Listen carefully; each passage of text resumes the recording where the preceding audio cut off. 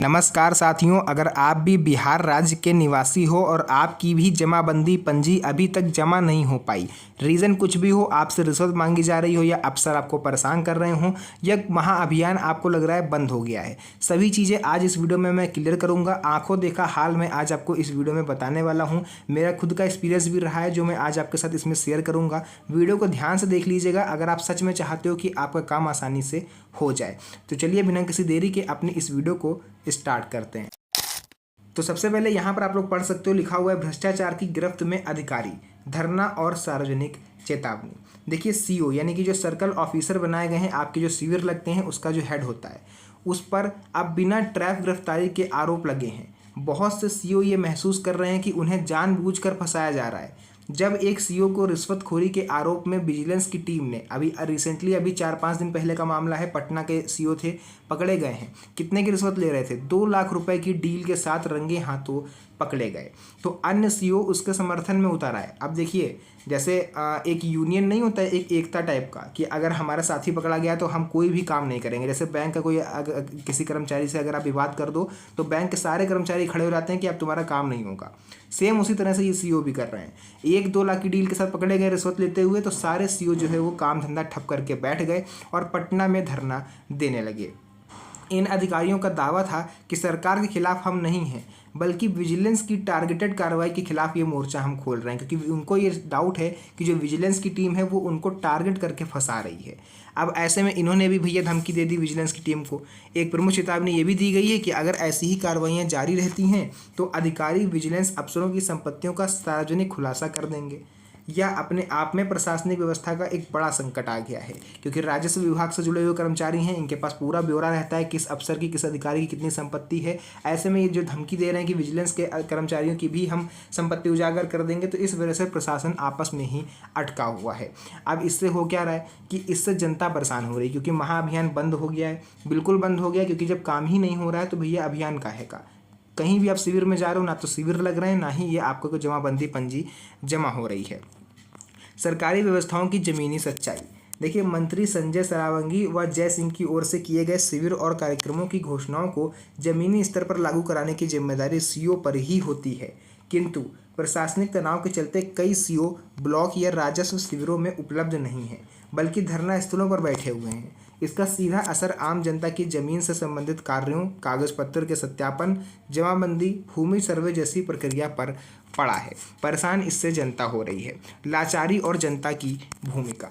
देखिए, जब ये अधिकारी जनता से अवैध वसूली या भ्रष्टाचार करते हैं तब लोग मिलकर इसका विरोध नहीं करते। एक के साथ भ्रष्टाचार होने पर अन्य चुप रहते हैं। अगर एक लाइन में, एक पंक्ति में अगर 500 लोग खड़े हैं और अगले जो स्टार्टिंग के 5-6 लोग होंगे उनसे अगर 500 रुपये मांगे जा रहे हैं काम करने के, तो बाकी के जो 495 लोग पीछे खड़े हैं उनके वो तमाशा देखते हैं, सोचते हैं चलो 500 तो है, दे देते हैं। ऐसे में अगर आप एकजुट होकर खड़े हो जाओ तो उस अधिकारी की हिम्मत रहेगी आपसे पैसे मांगने की, या उसकी कंप्लेन अगर आप करते हो तो क्या आपको लगता है कि उसके ऊपर कार्रवाई नहीं करी जाएगी अगर इतने सारे लोग एक साथ कंप्लेन करोगे? लेकिन प्रॉब्लम किस में है? जनता में, क्योंकि आप लोग एकता नहीं दिखाते हो। तो ऐसे में देखिए, मेरा मकसद ये बिल्कुल नहीं कि मैं आप लोग को उकसाऊं या आप लोग को मैं मजबूर करूं कि आप धरना प्रदर्शन करो, कंप्लेन करो। लेकिन अगर आपको लग रहा है, ऐसा फील हो रहा है कि आप कंप्लेन कर सकते हो तो ज़रूर करें। क्योंकि जब देखिए ये सीओ जितने भी हैं ये क्या कर रहे हैं, पकड़ा एक गया लेकिन धरने पर सारे बैठ गए, तो क्या जनता ये नहीं कर सकती? जनता के पास ही पावर नहीं है। अब ये आपको देना है, देखना है कि कैसे आप अपनी जो खुद की ज़रूरतें, खुद की जो काम है उसको करवा सकते हो। भ्रष्टाचार का चक्रव्यूह, पुरानी नई पीढ़ी का बहाना। देखिए, एक प्रमुख विश्लेषण ये किया गया कि जमाबंदी की गड़बड़ी, मेरा खुद का भी ये एक्सपीरियंस है, मैंने खुद कई केंद्रों पर, कई शिविरों पर जाकर इस चीज़ को देखा कि म्यूटेशन या भूमि विवाद के मामलों में हर अधिकारी अपने से पहले वाले पर दोष मढ़ता है। आप कुछ भी उससे बोलोगे, कुछ भी काम आप करने को कहोगे तो वो सीधे ये कहेगा कि एक अधिकारी का ट्रांसफ़र, रिटायरमेंट होते ही नए वाले पर सारी जिम्मेदारी शिफ्ट, और बाकी सब हम नहीं किए, पिछला वाला किया था कहकर पल्ला झाड़ लेते हैं। पुराना अधिकारी है, उसका मान लीजिए ट्रांसफ़र हो गया, अब जो नया आएगा उसके ऊपर एकदम से जिम्मेदारी आ जाएगी। अब वो काम में ढिलाई देगा, रिश्वत मांगेगा और सीधे कह देगा भैया ये जो गड़बड़ी है ये हमने नहीं, जो हमसे पहले थे उन्होंने करी। मेरा खुद का एक्सपीरियंस रहा है ये। इस तरह भ्रष्टाचार का एक सिलसिला सा बन जाता है जो वर्षों से चला आ रहा है। मीडिया, मंत्री और जनता, सबका अपना अपना अलग अलग रोल है। अखबार, मीडिया, सरकारी लेटर और मंत्री जी के बयानों को ये संदर्भित किया जा रहा है, जो अक्सर तय समय सीमा, शिविर के आयोजन और विभागीय जिम्मेदारियों की बातें करते हैं। व्यवहारिक धरातल पर सरकारी कर्मचारी अपनी ड्यूटी में कोताही कर रहे हैं। कुछ तो अपनी गलतियों और भ्रष्टाचार से बचने के लिए ब्लॉक छोड़ जाते धरना स्थल पर पहुंच रहे हैं, जिसकी वजह से सीधे जनता का कार्य प्रभावित हो रहा है। इससे प्रशासनिक सिस्टम का गिरता संतुलन साफ नजर आ रहा है। इस वजह से आप लोग देखोगे कई जगह महाअभियान ठप सा हो गया है और आपसे कहा जा रहा है अगर आप जा रहे हो कि भैया ये पंजी अपने पास रखो, अब काम बंद है। धरना संस्कृति और राजनीतिक माहौल। धरना प्रदर्शन की संस्कृति अब सिर्फ कर्मचारियों कानूनों तक ही सीमित नहीं है। डीसीएलआर वीडियो बड़े बड़े अधिकारी जो होते हैं समेत अन्य अधिकारी भी कभी न कभी धरने पर बैठ जाते हैं। यहाँ तक कि कुछ राजनेता भी अपने एजेंडे के लिए धरने में शामिल होते हैं, कभी पद यात्रा, कभी रैली, कभी रोड जाम। इससे जनता के असली मुद्दे पर जो गौण हो जाते हैं, यानी कि गायब हो जाते हैं। सारा ध्यान जो है वो सिर्फ पद प्रतिष्ठा और विरोध की खानापूर्ति में लग जाता है। प्रशासन पर सवाल, आदेश है लेकिन पालन नहीं। बड़े बड़े एसी कमरों में बैठ करके कलम चला करके आदेश तो हर कोई दे देता है, लेकिन धरातल पर उसको उतारना भी होता है। कई बार ठोस आदेश तो आ जाते हैं लेकिन अमल जमीन पर नहीं होता। सरकार के अपने ही कर्मचारी अपने ही बनाए सिस्टम, नियम कानून, एसओपी या गाइडलाइन का पालन नहीं करते। सत्ता व्यवस्था ढीली हो जाती है और सरकारी वर्कर्स, जिन्हें जनता का सेवक कहा जाता है, प्रत्यक्ष या परोक्ष रूप से विरोध शुरू कर देते हैं। तो साथियों, ये एक बड़ी समस्या है। सामाजिक सांस्कृतिक तुलना। देखिए, जैसे परिवार में नहीं कि भाई भाई कब किससे रूठ जाए किसी को कुछ नहीं पता, ठीक वैसे ही विभाग में अधिकारी कर्मचारी जब चाहें धरने पर बैठ जाएं, किसी से कोई मतलब नहीं।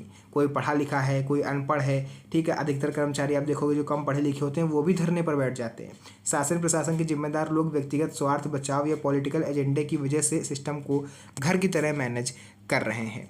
इसी के साथ देखिए, जो भी चीज़ें थी मैंने यहाँ पर आपको बताया।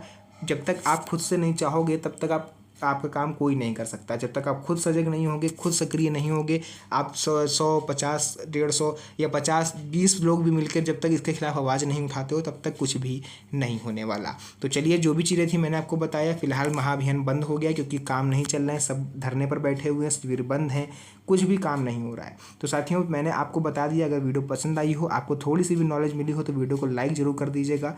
साथ ही साथ इसे अपने यार दोस्तों के साथ भी शेयर कर दीजिए ताकि उन्हें भी इन सब चीज़ों के बारे में पता चल पाए। और वीडियो को लाइक जरूर कर दीजिएगा क्योंकि आपके एक लाइक से मुझे मोटिवेशन मिलता है। तो फिलहाल के लिए आज की इस वीडियो को यहीं तक रखते हैं। मिलेंगे आप सभी से नेक्स्ट वीडियो में एक और अच्छी इंटरेस्टिंग मज़ेदार वीडियो के साथ। तब तक के लिए धन्यवाद। जय हिंद।